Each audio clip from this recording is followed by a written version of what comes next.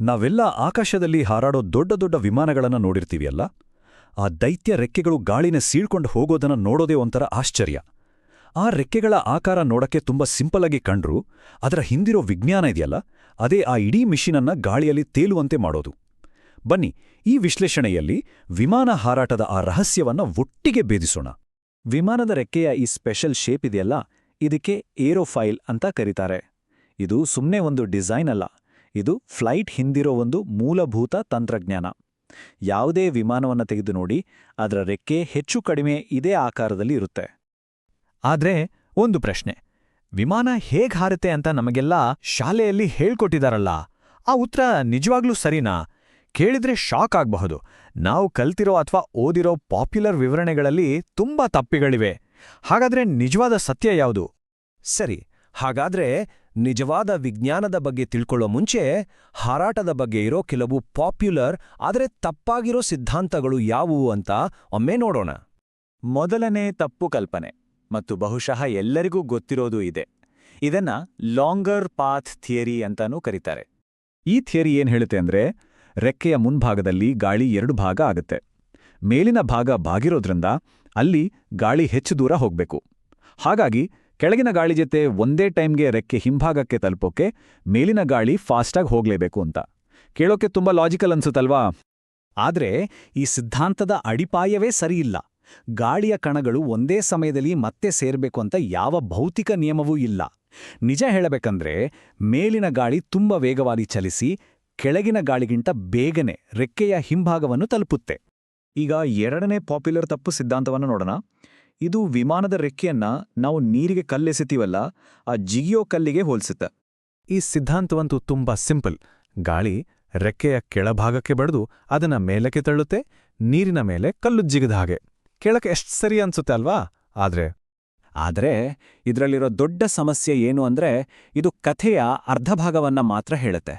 ಇದು ಬರೀ ರೆಕ್ಕೆಯ ಕೆಳಭಾಗದಲ್ಲಿ ಏನಾಗುತ್ತೆ ಅಂತ ಹೇಳುತ್ತೆ. ಆದ್ರೆ ಲಿಫ್ಟ್ ಸೃಷ್ಟಿಸೋದ್ರಲ್ಲಿ ಅಷ್ಟೇ ಮುಖ್ಯವಾಗಿರೋ ರೆಕ್ಕೆಯ ಮೇಲ್ಭಾಗದ ಪಾತ್ರವನ್ನ ಮರ್ತುಬಿಡುತ್ತೆ.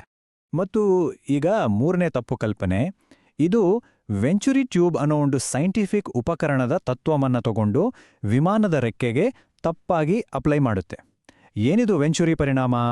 ವೆಂಚುರಿ ಟ್ಯೂಬ್ ಅಂದ್ರೆ ಒಂದು ಕಿರಿದಾದ ಪೈಪ್. ಅದರಲ್ಲಿ ಗಾಳಿ ಹಾದು ಹೋಗುವಾಗ ಸ್ಪೀಡ್ ಜಾಸ್ತಿಯಾಗಿ ಪ್ರೆಷರ್ ಕಮ್ಮಿಯಾಗುತ್ತೆ.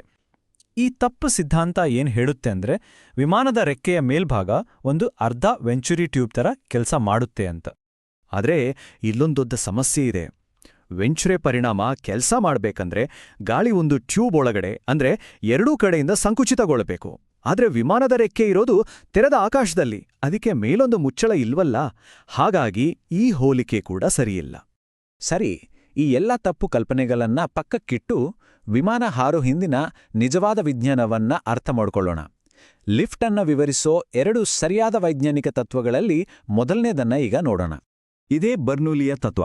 ಸಿಂಪಲ್ ಆಗಿ ಹೇಳೋದಾದ್ರೆ, ಗಾಳಿಯಂಥ ದ್ರವದ ಸ್ಪೀಡ್ ಜಾಸ್ತಿ ಆದಾಗ ಅದರ ಪ್ರೆಷರ್ ಅಂದ್ರೆ ಒತ್ತಡ ಕಮ್ಮಿ ಆಗುತ್ತೆ ಅಷ್ಟೇ. ವೇಗ ಹೆಚ್ಚು, ಒತ್ತಡ ಕಡಿಮೆ. ಇದನ್ನ ನೆನ್ಪಿಟ್ಕೊಳ್ಳಿ. ಇದನ್ನ ಅರ್ಥ ಮಾಡ್ಕೊಳ್ಳೋಕೆ ಒಂದು ಮಜಾವಾದ ಪ್ರಯೋಗ ನೋಡೋಣ. ಒಂದು ಹೇರ್ ಡ್ರೈಯರ್ ವೇಗದ ಗಾಳಿನ ಸೃಷ್ಟಿ ಮಾಡುತ್ತೆ. ಬರ್ನೂಲಿಯ ತತ್ವದ ಪ್ರಕಾರ ಆ ವೇಗದ ಗಾಳಿಯಲ್ಲಿ ಒತ್ತಡ ಕಡಿಮೆ ಇರುತ್ತೆ, ಆದ್ರೆ ಸುತ್ತಮುತ್ತ ಇರೋ ನಿಧಾನ ಗಾಳಿಯಲ್ಲಿ ಒತ್ತಡ ಜಾಸ್ತಿ ಇರುತ್ತೆ. ಈಗ ಆ ಹೆಚ್ಚಿರೋ ಒತ್ತಡದ ಗಾಳಿ ಒಂದು ಪಿಂಗ್ ಪಾಂಗ್ ಬಾಲ್ ಅನ್ನ ಕಡಿಮೆ ಒತ್ತಡ ಇರೋ ಜಾಗದಲ್ಲಿ ತಳ್ಳಿ ಹಿಡಿದುಕೊಳ್ಳುತ್ತೆ, ಅದು ಕೆಳಗೆ ಬೀಳಲ್ಲ. ಇದು ಬರ್ನೂಲಿಯ ತತ್ವದ ಒಂದು ಅದ್ಭುತ ಡೆಮೋ. ಈಗ ಈ ಪಜಲ್ನ 2ನೇ ಮತ್ತು ಅಷ್ಟೇ ಇಂಪಾರ್ಟೆಂಟ್ ಪೀಸ್ನ ನೋಡೋಣ. ಇದು ಬೇರೆ ಯಾರ್ದೂ ಅಲ್ಲ, ಸರ್ ಐಸಾಕ್ ನ್ಯೂಟನ್ರ ಪ್ರಸಿದ್ಧ 3ನೇ ಚಲನೆಯ ನಿಯಮ. ಈ ನಿಯಮ ಏನ್ ಹೇಳುತ್ತೆ ಅಂದ್ರೆ, ಪ್ರತಿಯೊಂದು ಕ್ರಿಯೆಗೆ ಸಮಾನ ಮತ್ತು ವಿರುದ್ಧವಾದ ಪ್ರತಿಕ್ರಿಯೆ ಇರುತ್ತೆ.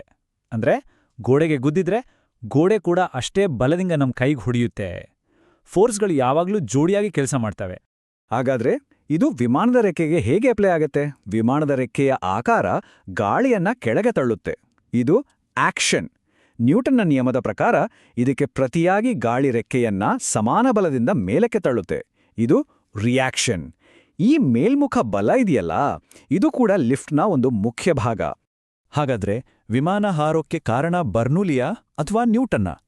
ಉತ್ತರ ಏನು ಅಂದ್ರೆ, ಇದು 2ರಲ್ಲಿ ಒಂದನ್ನ ಆಯ್ಕೆ ಮಾಡೋ ವಿಷಯವೇ ಅಲ್ಲ. ಇವೆರಡೂ ಸೇರಿ ಒಂದು ಕಂಪ್ಲೀಟ್ ಚಿತ್ರಣವನ್ನ ಕೊಡ್ತವೆ.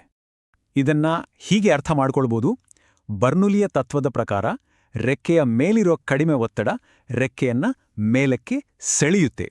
ಅದೇ ಸಮಯದಲ್ಲಿ ನ್ಯೂಟನ್ರ ನೇಮದ ಪ್ರಕಾರ ಕೆಳಗೆ ತಳ್ಳಲ್ಪಟ್ಟ ಗಾಳಿ ರೆಕ್ಕೆಯನ್ನ ಮೇಲಕ್ಕೆ ತಳ್ಳುತ್ತೆ. ಒಂದು ಕಡೆ ಸೆಳೆತ, ಇನ್ನೊಂದು ಕಡೆ ತಳ್ಳುವಿಕೆ. ಈ ಎರಡೂ ಬಲಗಳು ಒಟ್ಟಾಗಿ ಕೆಲಸ ಮಾಡಿ ವಿಮಾನಕ್ಕೆ ಬೇಕಾದ ಲಿಫ್ಟನ್ನ ಸೃಷ್ಟಿ ಮಾಡ್ತವೆ. ಹಾಗಾಗಿ ಮುಖ್ಯವಾಗಿ ತಿಳಿದುಕೊಳ್ಬೇಕಾದ ವಿಷಯ ಏನು ಅಂದ್ರೆ, ಲಿಫ್ಟ್ ಅನ್ನೋದು ಒಂದೇ ಒಂದು ಕಾರಣದಿಂದ ಆಗೋ ವಿದ್ಯಮಾನ ಅಲ್ಲ. ಇದು ಭೌತಶಾಸ್ತ್ರದ ಎರಡು ಮೂಲಭೂತ ನಿಯಮಗಳ ನಡುವಿನ ಒಂದು ಸುಂದರ ಮತ್ತು ಸಂಕೀರ್ಣವಾದ ಹೊಂದಾಣಿಕೆ. ಮೇಲಿಂದ ಸೆಳೆತ, ಕೆಳಗಿಂದ ತಳ್ಳುವಿಕೆ, ಇವೆರಡೂ ಸೇರಿ ಹಾರಾಟವನ್ನ ಸಾಧ್ಯವಾಗಿಸ್ತವೆ. ವಿಮಾನ ಹಾರಾಟದ ಹಿಂದಿನ ಮೂಲಭೂತ ತತ್ವಗಳು ಈಗ ನಮಗೆ ಅರ್ಥ ಆಗಿವೆ. 1 ಶತಮಾನದಿಂದ ನಮ್ಮನ್ನ ಆಕಾಶಕ್ಕೆ ಕೊಂಡೊಯ್ತಿರೋ ಇದೇ ವಿಜ್ಞಾನ ಮುಂದಿನ ದಿನಗಳಲ್ಲಿ ವಾಯುಯಾನವನ್ನ ಇನ್ಯಾವ ಎತ್ತರಕ್ಕೆ ಕೊಂಡೊಯ್ಬೋದು ಅಂತ ಯೋಚನೆ ಮಾಡುವಂತೆ ಮಾಡುತ್ತೆ ಅಲ್ವಾ?